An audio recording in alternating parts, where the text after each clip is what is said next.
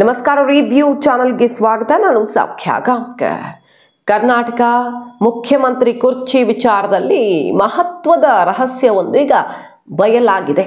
ಬೇರೆ ಯಾರು ಅಲ್ಲ, ಡಿ ಕೆ ಶಿವಕುಮಾರ್ ಪರಮಾಪ್ತ ನಾಯಕನಿಂದ, ಶಾಸಕನಿಂದಲೇ ಅದು ಔಟ್ ಆಗಿರೋದು. ಏನು ಹಾಗಾದರೆ ಡಿ ಕೆ ಶಿವಕುಮಾರ್ ಅವರು ಕುರ್ಚಿ ಏರುವಂತಹ ಭವಿಷ್ಯ ಮಾಹಿತಿ ಮುಂದೆ ಇಡ್ತಾ ಇದೀವಿ. ಮಿಸ್ ಮಾಡಿದ್ರೆ ನಮ್ಮ ಚಾನಲ್ನ ಸಬ್ಸ್ಕ್ರೈಬ್ ಮಾಡಿ, ನಿಮ್ಮ ಅಭಿಪ್ರಾಯ ಕಮೆಂಟ್ ಮಾಡಿ ತಿಳಿಸಿ. ಎಸ್ ವೀಕ್ಷಕರೇ, ಕರ್ನಾಟಕ ಕಾಂಗ್ರೆಸ್ನಲ್ಲಿ ಮತ್ತೊಂದು ಕಡೆ ಬಿಜೆಪಿಯಲ್ಲೂ ಕೂಡ ಎರಡೂ ಕಡೆ ಸಿಕ್ಕಾಪಟ್ಟೆ ಬೆಳವಣಿಗೆಗಳಾಗ್ತಿದ್ದಾವೆ. ಚುರುಕಿನ ಚಟುವಟಿಕೆಗಳು ಮತ್ತು ಏನೋ ಒಂದು ಬದಲಾವಣೆಯ ಟ್ರೇಲರ್ ಔಟ್ ಆಗಿದೆ ಎರಡೂ ಕಡೆ.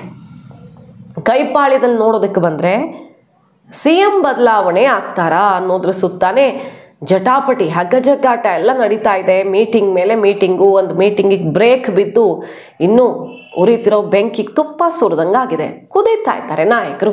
ಇಲ್ಲಿನ ನಾಯಕರ ವೇಗಕ್ಕೆ ಬ್ರೇಕ್ ಹಾಕೋ ರೀತಿಯಲ್ಲಿ ಆ ಮೀಟಿಂಗ್ ಸ್ಟಾಪ್ ಮಾಡಿಸಿದ್ರು ಅನ್ನೋ ಅಸಮಾಧಾನ. ಈಗ ನೋಡಿದ್ರೆ ಪ್ರತ್ಯಾಂಗಿರ ಹೋಮ ಮಾಡಿಸಿದ್ದಾರೆ. ಡಿ ಕೆ ಶಿವಕುಮಾರ್ ದಂಪತಿ ತಮಿಳ್ನಾಡಿಗೆ ಹೋಗಿ ಅಲ್ಲಿ ಗಂಟೆಗಟ್ಟಲೆ ಸುದೀರ್ಘವಾದಂಥ ಹೋಮ, ಅದು ಶತ್ರುನಾಶಕ್ಕೆ ಮಾಡ್ತಾರೆ, ಮನಃಶಾಂತಿಗೆ ಮಾಡ್ತಾರೆ, ಅಂದುಕೊಂಡ ಕಾರ್ಯವನ್ನು ಸಾಧಿಸೋದಕ್ಕೆ ಈ ರೀತಿ ಎಲ್ಲ ಇರ್ತವೆ. ಪ್ರತ್ಯಂಗಿರ ಹೋಮವನ್ನು ಮಾಡಿಸಿರೋದು. ಹಾಗಾದರೆ ಡಿ ಕೆ ಶಿವಕುಮಾರ್ ಶತಾಯಗತಾಯ ಆದಷ್ಟು ಬೇಗ ಕುರ್ಚಿ ಏರೋ ಲೆಕ್ಕಾಚಾರದಲ್ಲಿ ಇದ್ದಾರಾ ಅನ್ನೋ ಚರ್ಚೆ ಮತ್ತಷ್ಟು ಜೋರಾಗಿದೆ. ಅವರು ಪ್ರಯತ್ನ ಜೋರಾಗಿ ಮಾಡ್ತಿರೋದ್ರಿಂದನೇ ಇಲ್ಲಿ ಸಿದ್ದು ಬಣದ ನಾಯಕರು ಕುದೀತಿರೋದು ಅನ್ನೋದು ಸ್ಪಷ್ಟ.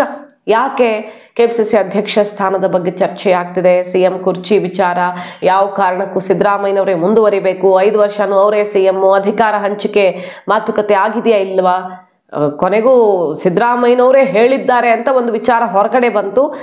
ಅಧಿಕಾರ ಒಪ್ಪಂದ ಅಂತೇನೂ ಆಗಿಲ್ಲ. 5 ವರ್ಷದಲ್ಲಿ ಇಷ್ಟು ವರ್ಷ ನಿಮಗೆ, ಅಷ್ಟು ವರ್ಷ ನಿಮಗೆ ಅಂತೆಲ್ಲ ಯಾರೂ ಹೇಳಿಲ್ಲ. ಬದಲಾಗಿ ಹೈಕಮಾಂಡ್ ಹೇಳಿರೋದು ಇಷ್ಟೇ, ನಾವೇನಾದರೂ ತೀರ್ಮಾನ ತಗೊಂಡ್ರೆ ಬದ್ಧರಾಗಿರಬೇಕು ಅಂತ. ಅದು ಬಿಟ್ಟರೆ ಎಷ್ಟು ವರ್ಷ ಅನ್ನೋ ಹಂಚಿಕೆ ಸೂತ್ರ ಎಲ್ಲ ಏನೂ ಆಗಿಲ್ಲರಪ್ಪ, ಇಷ್ಟು ಮಾತ್ರ ಹೇಳಿರೋದು. ಹೈಕಮಾಂಡ್ ಏನಾದ್ರು ತೀರ್ಮಾನ ತಗೊಂಡಾಗ ನೋಡೋಣ ಅಂತ ಮಾತ್ರ ಹೇಳೋ ಮೂಲಕ ಆ ಅಧಿಕಾರ ಹಂಚಿಕೆ ಸೀಕ್ರೆಟ್ ಏನು ಅನ್ನೋದನ್ನು ಅವ್ರು ತೆರೆದಿಟ್ಟಿದ್ದಾರೆ.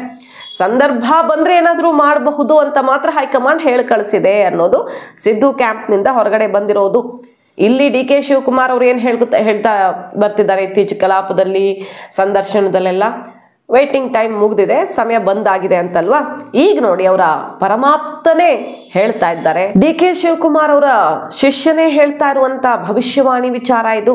ಏನದು ಹಾಗಾದ್ರೆ? ಯಾವಾಗ ಡಿ ಕೆ ಶಿವಕುಮಾರ್ ಅವರು CM ಕುರ್ಚಿ ಏರ್ತಾರೆ? ಭವಿಷ್ಯವಾಣಿ ಪ್ರಕಾರ ನಂಬಿರುವಂತಹ ಒಬ್ಬ ಪ್ರಭಾವಿ ಗುರುವಿನ ಭವಿಷ್ಯವಾಣಿ 25 ವರ್ಷಗಳ ಹಿಂದೆನೇ ಬಂದಿದೆಯಂತೆ. ST ಸೋಮಶೇಖರ್ ಅವರು ಆಡಿರೋ ಮಾತಿದು. ಇತ್ತೀಚೆಗಷ್ಟೇ 8 ಜನ ಶಾಸಕರು ಬಿಜೆಪಿಯಿಂದ ಬರೋಕೆ ರೆಡಿ ಇದ್ದಾರೆ ಅನ್ನೋ ಬಾಂಬ್ ಸಿಡಿಸಿದ್ರು. ಈಗ ಹೇಳ್ತಿದ್ದಾರೆ ಹೌದು, ಅದೆಲ್ಲ ಪ್ರಯತ್ನಗಳಾಗ್ತಾನೆ ಇದೆ, ಮತ್ತು ಡಿ ಕೆ ಶಿವಕುಮಾರ್ ಅವರು CM ಆಗಬೇಕು ಅನ್ನೋ ಯೋಗ ಇದ್ರೆ ಯಾರಿಂದನೂ ತಪ್ಪಿಸೋಕ್ಕಾಗಲ್ಲ. ಈಗೆಲ್ಲ CM DCM ಬೆಳವಣಿಗೆಗಳಾಗ್ತಿರೋದು 25 ವರ್ಷಗಳ ಹಿಂದೆನೆ. ದ್ವಾರಕನಾಥ್ ಗುರೂಜಿ ಅವರು ಡಿ ಕೆ ಶಿವಕುಮಾರ್ ಇಂಥ ಟೈಮಲ್ಲಿ ಜೈಲಿಗೆ ಹೋಗ್ತಾರೆ ಮತ್ತು ಇಂಥ ಟೈಮಲ್ಲಿ CM ಆಗ್ತಾರೆ ಅನ್ನೋದನ್ನು ಹೇಳಿಬಿಟ್ಟಿದ್ದಾರೆ. ಅವ್ರು ಹೇಳಿದ್ರಲ್ಲಿ ಒಂದಾಗಿದೆ. ಹಾಗಾಗಿ ಅವ್ರ ಹಣೆಯಲ್ಲಿ ಬರೆದಿದ್ರೆ ಯಾರು ತಪ್ಸೋಕ್ಕಾಗತ್ತೆ? ಇಲ್ಲ, ಇಷ್ಟೇ DCM ಆಗಿ ಅವರ ರಾಜಕೀಯ ಭವಿಷ್ಯ ಮುಗೀತು ಅಂದರೆ ಏನು ಮಾಡೋಕ್ಕಾಗತ್ತೆ ಅನ್ನೋ ರೀತಿ ಹೇಳಿ 25 ವರ್ಷದ ಹಿಂದೆನೇ ಆ ಮುಹೂರ್ತ ಫಿಕ್ಸ್ ಆಗಿದೆ ಅನ್ನುವ ಅಚ್ಚರಿಯ ವಿಚಾರವೊಂದನ್ನು ತೆರೆದಿಟ್ಟಿದ್ದಾರೆ. ಆ ಮೂಲಕ ಡಿ ಕೆ ಶಿವಕುಮಾರ್ CM ಆಗೋದನ್ನು ತಪ್ಪಿಸೋಕೆ ಸಾಧ್ಯವೇ ಇಲ್ಲ ಅನ್ನುವ ವಿಚಾರ ಈಗ ಡಿ ಕೆ ಕ್ಯಾಂಪ್ನ ನಾಯಕನಿಂದ ಹೊರಬಂದಿರೋದು. 25-30 ವರ್ಷದ ಹಿಂದೆನೆ ದ್ವಾರಕನಾಥ್ ಜಿಯವರು ಕೇಳಿ, ಈಗಿನಿಂದೆಲ್ಲ ಅವತ್ತು ಹೇಳಿದ್ರು ಜೈಲ್ಗೆ ಹೋಗ್ತಾನೆ ಅಂತೇಳಿ. ಜೈಲ್ಗೆ ಹೋಗಿ ಬಂದಾದ್ಮೇಲೆ ಮುಖ್ಯಮಂತ್ರಿ ಆಗ್ತಾನೆ ಅಂತ ಹೇಳಿದ್ರು. ಅವ್ರಿರೋದು ಬಿಜೆಪಿಲಿ ಸೋಮಶೇಖರ್ ಅವರು, ಬಟ್ ಮನಸ್ಸಿರೋದು ಕಾಂಗ್ರೆಸ್ ಅಲ್ಲಿ. ಮನಸ್ಸು ಅಷ್ಟೇ ಅಲ್ಲ, ಕಾರ್ಯಕ್ರಮಗಳಲ್ಲೂ ಕಾಣಿಸ್ಕೊಳ್ತಾರೆ, ಕೆಲವೊಂದು ಗೆಟ್ ಟುಗೆದರ್ ಅಲ್ಲೂ ಕೂಡ ಕಾಣಿಸ್ಕೊಳ್ತಾರೆ ಸೋಮಶೇಖರ್ ಅವರು. ಅನುದಾನಕ್ಕಾಗಿ ನಾನು ಸರ್ಕಾರದ ಜೊತೆ ಚೆನ್ನಾಗಿದ್ದೀನಿ ಅಂತಾರೆ. ಏನಾದರೂ ಸರಿ, ಅವರು ಪಕ್ಷ ಬಿಡೋದಕ್ಕೆ ತುದಿಗಾಲಲ್ಲಿ ನಿಂತಿದ್ದಾರೆ ಅನ್ನೋದು ಗೊತ್ತಾಗಿರೋದೆ. ಬೆಳವಣಿಗೆಗಳಲ್ಲಿ ನೋಡಿದ್ದೀವಿ ನಾವು. ಮತ್ತು ಡಿ ಕೆ ಶಿವಕುಮಾರ್ ಅವ್ರನ್ನ ನಮ್ಮ ಗುರುಗಳು ಅಂತ ಹೇಳ್ತಾರೆ. ನಮ್ಮ ಗುರುಗಳಿಗೆ ಇಂಥದ್ದೊಂದು ಭವಿಷ್ಯವಾಣಿ ಬಹಳ ಹಿಂದೆಯೇ ಬಂದಿದೆ ಅಂತ ಹೇಳುವ ಮೂಲಕ ಆ ಸಮಯ ಬಂದಿದೆ ಈಗ ಅನ್ನೋದನ್ನ ಓಪನ್ ಆಗಿ ಹೇಳೋಕೆ ಶುರು ಮಾಡಿದ್ದಾರೆ ಡಿ ಕೆ ಕ್ಯಾಂಪ್ನ ನಾಯಕರು. 8 ಜನ ಶಾಸಕರು, 7ರಿಂದ 8 ಜನ ಬರೋದಕ್ಕೆ ರೆಡಿ ಇದ್ದಾರೆ ಬಿಜೆಪಿಯಿಂದ ಕಾಂಗ್ರೆಸ್ಗೆ ಅಂತಿದ್ದಾರೆ ಸೋಮಶೇಖರ್ ಅವರು. ಆ ಕಡೆ ಜೆಡಿಎಸ್ ಇಂದ 10-12 ಶಾಸಕರನ್ನ ಸೆಳೆದುಕೊಳ್ಳೋ ಪ್ರಯತ್ನ ಆಗ್ತಿದೆ ಅನ್ನೋದನ್ನ ಕುಮಾರಸ್ವಾಮಿ ಅವರೇ ಹೇಳಿದ್ರು. ಬೇರೆ ಯಾರು ಅಲ್ಲ, ಕುಮಾರಸ್ವಾಮಿ ಅವರೇ ಹೇಳಿದ್ರು ಪಕ್ಷ ಒಡೆಯೋ ಪ್ರಯತ್ನ ಮಾಡ್ತಾ ಇದ್ದಾರೆ ಅಂತ. ಆ ಮೂಲಕ DK ಶಿವಕುಮಾರ್ ಬಿಗ್ ಆಪರೇಷನ್ ಒಂದನ್ನು ಸೈಲೆಂಟ್ ಆಗಿ ಶುರು ಮಾಡಿದ್ದಾರೆ ಅನ್ನೋದು ಎರಡೂ ಕಡೆಯಿಂದ ಬಯಲಾಗಿದೆ. ಮತ್ತೊಂದು ಕಡೆ ಮುಖ್ಯಮಂತ್ರಿ ಕುರ್ಚಿಯ ಬಗ್ಗೆ DK ನಂಬಿರುವ ಗುರುಗಳು ದ್ವಾರಕನಾಥ್ ಗುರುಜಿಯೊಬ್ರು, ಹಾಗೆ ನೊಣವಿನಕೆರೆಯಿಂದ ಆಶೀರ್ವಚನ ಸಿಕ್ಕಾಗಿದೆ. ಆದಷ್ಟು ಬೇಗ ಜನವರಿ ಅಷ್ಟೊತ್ತಿಗೆ ಆದರೂ ಒಳ್ಳೆಯದು ಅನ್ನೋ ತನಕ ಆಶೀರ್ವಚನ ಸಿಕ್ಕಿದೆ ಅನ್ನೋ ಸುದ್ದಿಗಳು ಸದ್ದು ಮಾಡ್ತಿದ್ದಾವೆ ಕೈಪಾಳ್ಯದಲ್ಲಿ.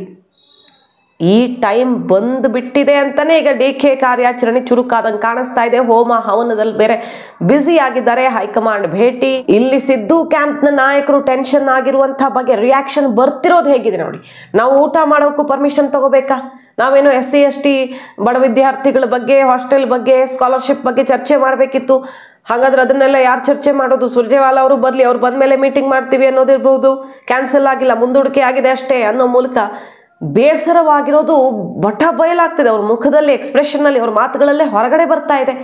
ಯಾವ ರೀತಿ DK ಬಗ್ಗೆ ಮುನಿಸ್ಕೊಂಡಿದೆ ಸಿದ್ದು ಬಣದ ನಾಯಕರುಗಳು, ಯಾವ ರೀತಿ ಸಿಟ್ಟಾಗಿದ್ದಾರೆ ಅನ್ನೋದು. ಈ ನಡುವೆ DK ಕ್ಯಾಂಪ್ CM ಕುರ್ಚಿ ಏರುವಂಥ ಸಮಯ ಬಂದಿದೆ ಅಂತಿದ್ದಾರೆ. ಕಾದು ನೋಡಬೇಕು ಕೈಪಾಳ್ಯದಲ್ಲಿ ಯಾರು ಊಹೆ ಮಾಡಿದಂಥ ಬೆಳವಣಿಗೆಗಳು ನಡೆಯೋದಕ್ಕಿದ್ದಾವ ಅಂತ. ಮಾಹಿತಿ ನಿಮ್ಗೆ ಇಷ್ಟ ಆಗಿದ್ರೆ ಮಿಸ್ ಮಾಡಿದ್ರೆ ನಮ್ಮ ಚಾನಲ್ನ ಸಬ್ಸ್ಕ್ರೈಬ್ ಮಾಡಿ. ನಿಮ್ಮ ಅಭಿಪ್ರಾಯ ಕಮೆಂಟ್ ಮಾಡಿ ತಿಳಿಸಿ. Thank you.